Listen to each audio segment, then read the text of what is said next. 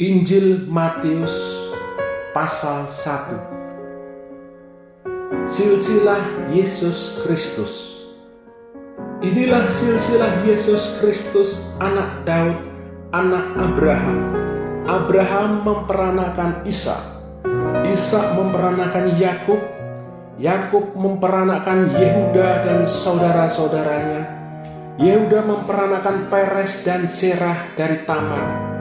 Peres memperanakan Hesron, Hesron memperanakan Ram, Ram memperanakan Aminadab, Aminadab memperanakan Nahason, Nahason memperanakan Salmon, Salmon memperanakan Boas dari Rahab, Boas memperanakan Obed dari Rut, Obed memperanakan Isai, Isai memperanakan Raja Daud, Daud memperanakan Salomo dari istri Uria, Salomo memperanakan Rehabeam, Rehabeam memperanakan Abia, Abia memperanakan Asa, Asa memperanakan Yosafat, Yosafat memperanakan Yoram, Yoram memperanakan Uzia, Uzia memperanakan Yotam, Yotam memperanakan Ahas, Ahas memperanakan Hizkia, Hizkia memperanakan Manasye, Manasye memperanakan Amon,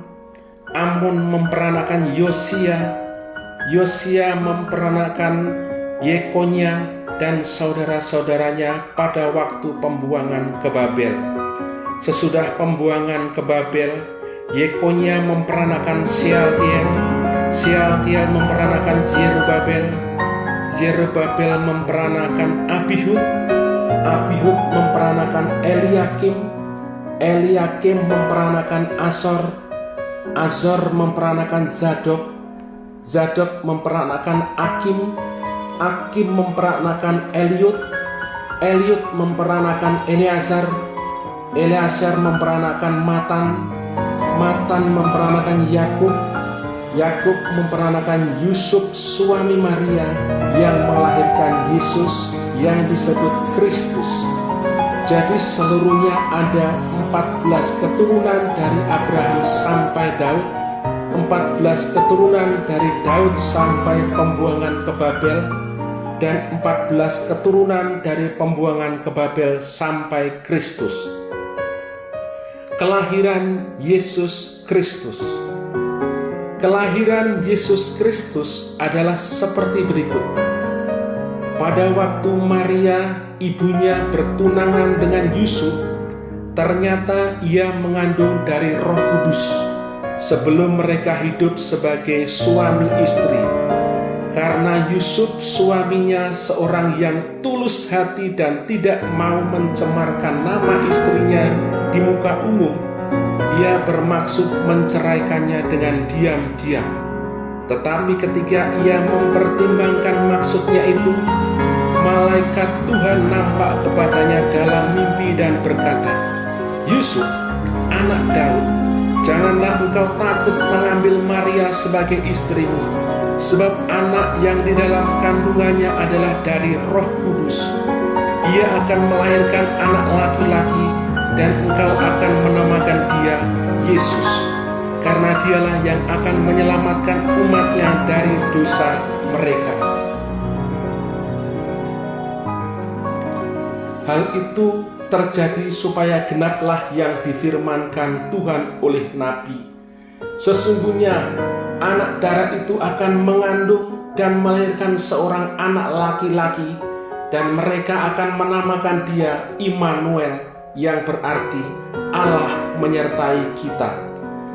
Sesudah bangun dari tidurnya, Yusuf berbuat seperti yang diperintahkan malaikat Tuhan itu kepadanya. Ia mengambil Maria sebagai istrinya, tetapi tidak bersetubuh dengan dia sampai ia melahirkan anaknya laki-laki, dan Yusuf menamakan dia Yesus. Matius pasal 2. Orang-orang Majus dari timur. Sesudah Yesus dilahirkan di Betlehem di tanah Yudea pada zaman Raja Herodes, datanglah orang-orang Majus dari timur ke Yerusalem dan bertanya-tanya, di manakah dia, raja orang Yahudi yang baru dilahirkan itu? Kami telah melihat bintangnya di timur, dan kami datang untuk menyembah dia." Ketika Raja Herodes mendengar hal itu, terkejutlah ia beserta seluruh Yerusalem. Maka dikumpulkannyalah semua imam kepala dan ahli Taurat bangsa Yahudi. Lalu dimintanya keterangan dari mereka, di mana Mesias akan dilahirkan. Mereka akan berkata kepadanya, "Di Betlehem di tanah Yudea, karena demikianlah ada tertulis dalam kitab Nabi, dan engkau Betlehem, tanah Yudea, engkau sekali-kali bukanlah yang terkecil di antara mereka yang memerintah Yehuda, karena daripadamulah akan bangkit seorang pemimpin yang akan menggembalakan umatku Israel."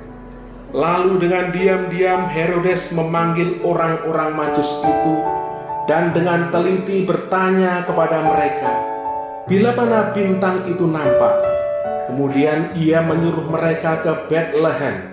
Katanya, "Pergi dan selidikilah dengan seksama hal-hal mengenai anak itu, dan segera sesudah kamu menemukan dia, kabarkanlah kepadaku supaya aku pun datang menyembah dia." Setelah mendengar kata-kata raja itu, berangkatlah mereka, dan lihatlah, bintang yang mereka lihat di timur itu mendahului mereka hingga tiba dan berhenti di atas tempat di mana anak itu berada. Ketika mereka melihat bintang itu, sangat bersukacitalah mereka.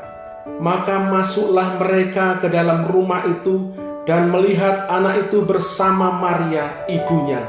Lalu sujud menyembah dia. Mereka pun membuka tempat harta bendanya dan mempersembahkan persembahan kepadanya, yaitu emas, kemenyan, dan mur. Dan karena diperingatkan dalam mimpi supaya jangan kembali kepada Herodes, maka pulanglah mereka ke negerinya melalui jalan lain. Penyingkiran ke Mesir.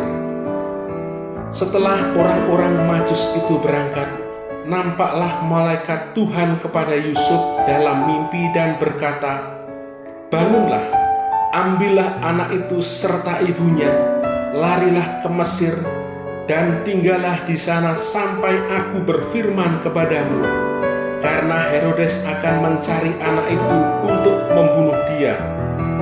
Maka Yusuf pun bangunlah, diambilnya anak itu beserta ibunya malam itu juga, lalu menyingkir ke Mesir dan tinggal di sana hingga Herodes mati.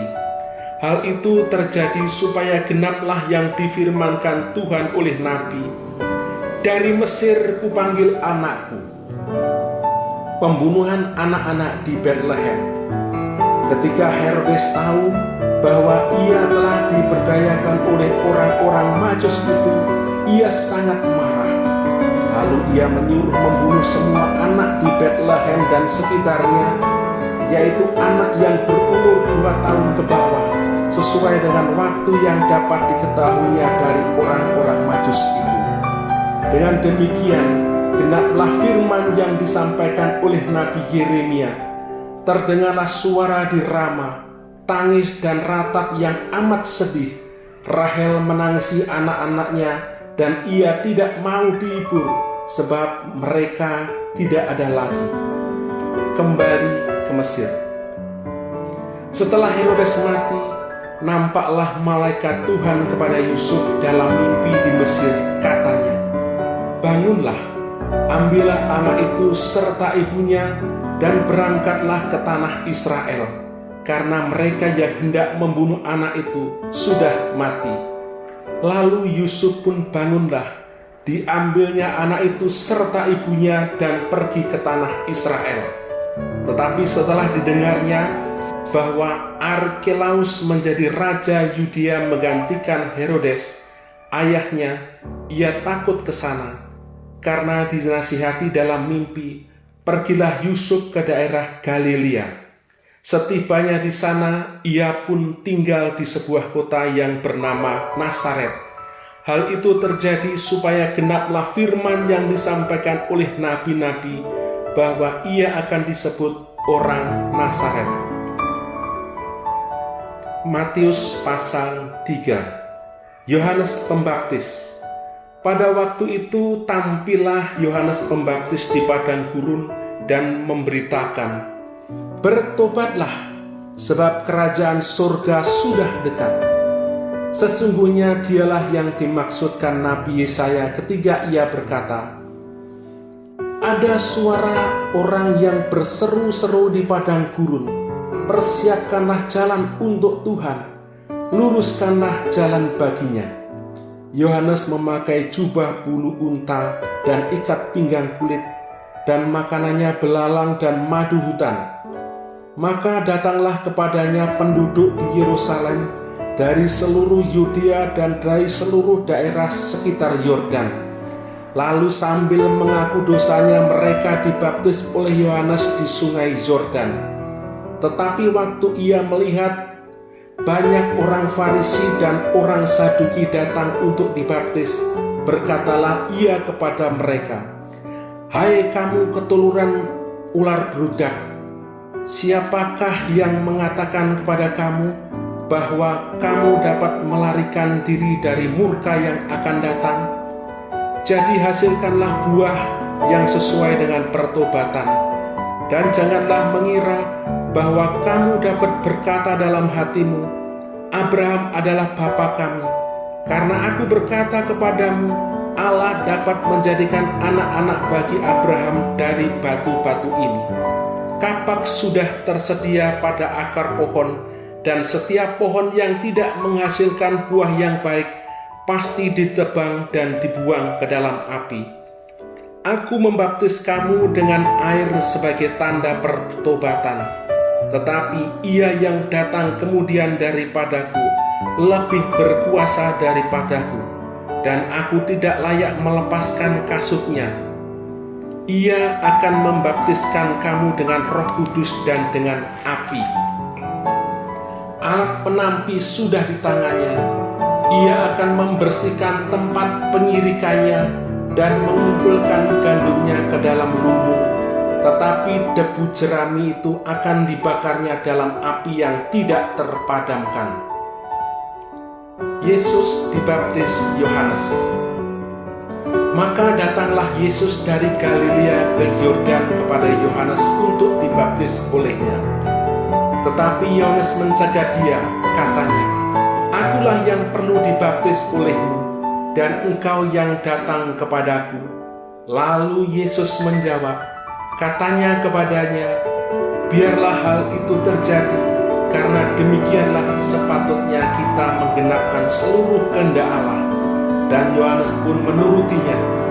Sesudah dibaptis, Yesus segera keluar dari air, dan pada waktu itu juga langit terbuka, dan ia melihat Roh Allah seperti burung merpati turun ke atasnya. Lalu terdengarlah suara dari surga yang mengatakan, "Inilah anakku yang kukasihi, kepadanyalah aku berkenan."